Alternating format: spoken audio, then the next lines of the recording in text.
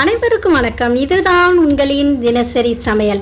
இன்னைக்கு நம்ம என்ன பார்க்க போறோம்னா அரிசி அவல்ல சூப்பராக ஒரு பிரியாணி செய்ய போகிறோம். இது ரொம்ப டேஸ்டியாகவும் ஹெல்த்தியாகவும் இருக்கும். இது 3 அடுக்கில் செய்ய போகிறோங்க. ஒவ்வொரு அடுக்கும் ஒவ்வொரு சுவையில் இருக்கும். நீங்கள் சாப்பிடும் போது அந்த 3 சுவையும் நீங்கள் அனுபவித்து சாப்பிட்லாம். இதை எவ்வளோ சாஃப்டாக பொலப்பொலன்னு செய்கிறோங்கிறத நீங்கள் பாருங்கள் எவ்வளோ பொலப்பொலன்னு இருக்குன்னு. இந்த பிரியாணிக்கு தொட்டுக்கையாக நம்ம அரிசி அவல் வச்சு நம்ம தயிர் பச்சடியும் செய்ய போகிறோம். இந்த 2 ரெசிபியும் எப்படி செய்கிறதுன்னு பார்க்கலாம். நம்ம சேனலில் கிவ்அவே போயிட்டுருக்கு, அதுலேயும் நீங்கள் கலந்துக்குங்க. இதுக்கு 1/4 கிலோ அரிசி அவல் எடுத்துங்க. மெல்லிசான அவலாக பார்த்து எடுத்துக்கலாம். இதில் 3 பேர் தாராளமாக சாப்பிட்லாங்க. இதில் தண்ணி ஊற்றி நல்லா அலசிட்டு வடிகட்டிடுங்க. இதில் எந்த தூசியும் இருக்கக்கூடாது. ஒரு வாட்டி தண்ணி ஊற்றி அலசினாலே போதும். இது ரொம்ப சாஃப்டாக ஊறிடும். ரொம்ப நேரம் ஊற வச்சிடாதீங்க, மாவு மாதிரி ஆகிடும். இங்கே பாருங்கள் எவ்வளோ சாஃப்டாக நல்லா ஊறி இருக்குன்னு. இதை அப்படியே எடுத்து ஒரு வடிகட்டியில் வடிகட்டிடணும். கொஞ்சம் கூட நம்மளுக்கு தண்ணியே இருக்கக்கூடாது.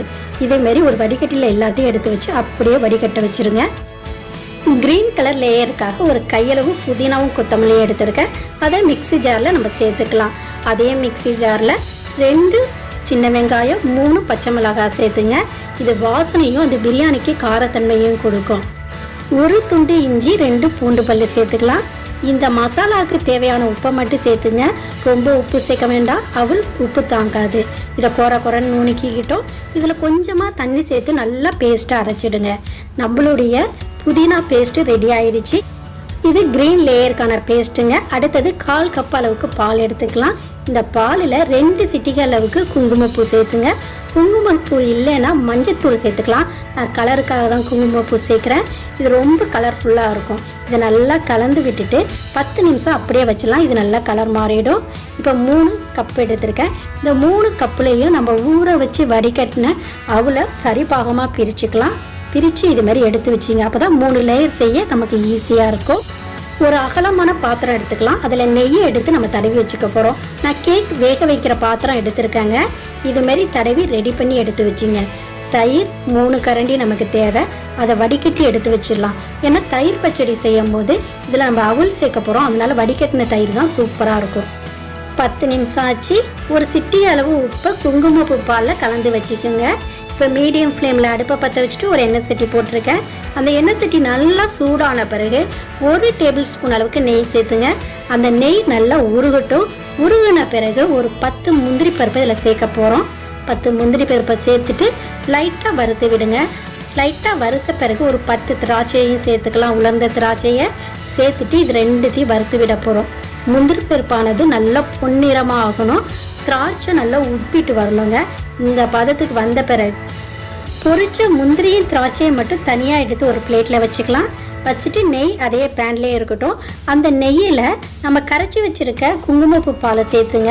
இந்த பால் பாதிக்கு பாதி அளவு சுண்டணுங்க. நல்லா கிளறி விட்டு பாதிக்கு பாதி அளவு சுண்ட வைக்க போகிறோம். சுண்டின பிறகு 1/2 டீஸ்பூன் அளவுக்கு சீரக பவுடர் சேர்த்துக்கலாம். அடுத்தது 1 டீஸ்பூன் அளவுக்கு மிளகுத்தூள் சேர்த்துங்க. சேர்த்துட்டு நல்லா கலந்து விடுங்க. நல்லா கலந்த பிறகு நம்ம ஊற வச்ச அவல் முதல் கப்பை எடுத்து இதில் சேர்த்துக்க போகிறோம். சேர்க்கும் போது அப்படியே உதிரியாக உதுத்து விட்டு சேருங்க. அப்போ தான் நல்லா குழவு இல்லாமல் நல்லா பொலன்னு இருக்கும். இதை நல்லா கிளறி விடுங்க. கிளறி விட்டால் தான் இந்த குங்குமப்பூ பாலை எல்லாத்தையும் அவல் இழுத்துட்டு நல்லா கலர்ஃபுல்லாக மாறும். இதுக்கு 1 நிமிஷமாச்சும் ஆகுங்க. 1 நிமிஷம் கழித்து நம்ம பார்க்கலாம். நம்ம 1 நிமிஷம் ஆயிடுச்சு. நம்மளுடைய அவல் ரெடி ஆகிடுச்சு. அடுப்பை நிறுத்திடலாம். எவ்வளோ சூப்பராக இருக்குது பாருங்கள். பொரிச்சு எடுத்த முந்திரி திராட்சை நெய் தடவின பாத்திரத்தில் சேர்த்துங்க. இதுலேயே நம்ம குங்குமப்பூவில் வேக வச்ச அவளையும் சேர்த்துக்க போகிறோம். இப்போ ஃபஸ்ட்டு லேயர் ரெடி ஆகிட்டு இருக்குங்க. எல்லா அவளையும் சேர்த்துட்டு நல்லா அமுக்கி விடுங்க. அமுக்கி விட்டால் நம்மளுடைய ஃபஸ்ட்டு லேயர் ரெடி ஆகிடும். இதேமாரி அமுக்கி வைக்கும்போது நம்ம சாப்பிடும் போது எடுக்கும்போது பொலன்னு கொட்டும். டேஸ்ட்டும் சூப்பராக இருக்கும். அடுத்தது நம்ம செகண்ட் லேயர் ரெடி பண்ண போகிறோம். இதுமாரி பச்சை மிளகா பழுத்த பழம் 2 எடுத்து நல்லா பொடியாக வெட்டி வச்சுருக்கேன். இதேமாரி பொடியாக வெட்டி வச்சுங்க. இப்போ மீடியம் ஃப்ளேமில் நம்ம அடுப்பை பற்ற வச்சுக்கலாம். அதில் ஒரு எண்ணெய் சட்டியை போட்டுட்டு 1 டேபிள் ஸ்பூன் நெய் சேர்த்துங்க. அந்த நெய் நல்லா உருகின பிறகு ஒரு பட்டை, 3 கிராம்பு, 1 ஏலக்காய் சேர்த்துட்டு நல்லா வறுத்து விடுங்க. அதாவது நம்ம தாளிக்கிற மாதிரி லைட்டாக வறுத்து விட்டால் போதும். வறுத்த பிறகு இதில் நம்ம 1 சிட்டிகை அளவுக்கு உப்பு, இது நம்ம அவளுக்காக சேர்க்குறாங்க, ரொம்ப உப்பு சேர்த்துற வேண்டாம். இதில் நம்ம வெட்டி வச்சுருக்க சிவப்பு மிளகாயும் சேர்த்துட்டு லைட்டாக வறுத்து விடுங்க. இந்த மிளகாய் மேலே நெய் கோட்டிங் கொடுத்தா போதும், கலர் மாறக்கூடாது. இப்போ செகண்ட் கப்பை நம்ம சேர்க்க போகிறோம். ஊற வச்ச அவுல உதிரி உதிரியாக சேர்த்துட்டு நல்லா கலந்து விடலாம். இதுக்கு அரை நிமிஷம் தாங்க ஆகும். ஊற வச்ச அவல் மேலே நெய் கோட்டிங் கொடுத்தா போதுங்க. அடுப்பை நிறுத்திடலாம். நம்மளுடைய சிவப்பு மிளகாய் அவல் ரெடி ஆகிடுச்சு. இதை அப்படியே எடுத்து குங்குமப்பூ அவல் மேலே நம்ம சேர்க்க போகிறோம். இது எல்லாத்தையும் சேர்த்துட்டு முன்னாடி செஞ்ச மாதிரியே நல்லா அமுத்தி விடுங்க. செகண்ட் லேயரும் ரெடி ஆகிடுச்சு. இப்போ மூணாவது லேயர் ரெடி பண்ண போகிறோம். அதுக்கு மீடியம் ஃப்ளேமில் திரும்ப அடுப்பை பற்ற வச்சு ஒரு எண்ணெய் சட்டி போட்டிருக்கோம். அதில் 1 டேபிள் ஸ்பூன் அளவுக்கு நெய் சேர்த்துங்க. அதில் அரைச்ச விழுதான புதினா விழுதை சேர்க்க போகிறோம். சேர்த்துட்டு இது பாதிக்கு பாதி அளவு சுண்டணுங்க. அந்த அளவுக்கு நல்லா வதக்கி விடுங்க. அப்போ தான் இதோட பச்சை வாசனையும் போயிருக்கும்.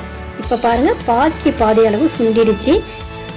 இந்த ஸ்டேஜில் 3வது கப்பான ஊற வச்ச அவலை சேர்த்துக்கலாம். உதிரி உதிரியாக உதிர்த்து சேர்த்துங்க. இதை நல்லா கிளறி விடுங்க. இந்த அவல் ரெடியாக 1.5 நிமிஷம் ஆகுங்க.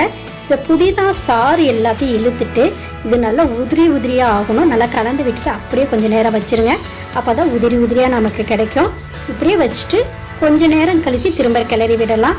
1.5 நிமிஷம் ஆயிடுச்சு. நம்மளுடைய புதினா ஃப்ளேவர் உள்ள அவல் ரெடி ஆகிடுச்சு. அடுப்பை நிறுத்திடலாம். இதை அப்படியே எடுத்து நம்ம ரெட் சில்லி அவல் மேலே சேர்க்க போகிறோம். சேர்த்துட்டு இதையும் அமுக்கி விடுங்க. நம்மளுடைய 3 லேயரும் ரெடி ஆகிடுச்சு. நல்லா அமுக்கி விட்டு அப்படியே இருக்கட்டும். இப்போ தயிர் பச்சடி செய்ய போகிறோம். அதுக்கு ஏற்கனவே வடிகட்டின தயிர் எடுத்துக்கலாம். அந்த 3 கரண்டி தயிரை எடுத்து ஒரு பவுலில் வச்சுங்க. அதில் 1 சிட்டிகை அளவுக்கு மட்டும் உப்பு சேர்த்துக்கலாம். 1 சிட்டிகை அளவு ஜீனி சேர்த்துங்க. உப்பு அதிகமாக சேர்த்துறாதீங்க, அவள் உப்பு தாங்காது. நல்லா கலந்து விட்ட பிறகு 1 டேபிள் ஸ்பூன் அளவுக்கு துண்டு துண்டாக வெட்டின கேரட் சேர்த்துங்க. அரை டேபிள் ஸ்பூன் அளவுக்கு சின்ன சின்னதாக வெட்டின பச்சை மிளகாவையும் இதில் சேர்த்துக்கலாம். 1 டேபிள் ஸ்பூன் அளவுக்கு அவல், ஊறாத அவலை சேர்த்துங்க. சேர்த்துட்டு நல்லா கலந்து விடுங்க. இந்த தயிரில் உள்ள ஈரத்துலேயே இந்த அவல் நல்லா ஊறிடும். நம்ம சாப்பிடும் போது அந்த அவலை நம்ம வாயில் நல்லா டேஸ்ட் பண்ணலாம். நல்லா நம்மளுடைய தயிர் பச்சடி ரெடி ஆகிடுச்சு. சூப்பரான டேஸ்டான தயிர் பச்சடி ரெடி. இப்போ நம்ம 2 ரெசிபியும் ரெடி ஆகிடுச்சிங்க. இப்போ நம்ம மோல்டு பண்ண பிரியாணியை நம்ம வெளியில் எடுக்க போகிறோம். இதுமாதிரி ஒரு தட்டை போட்டு மூடிடுங்க.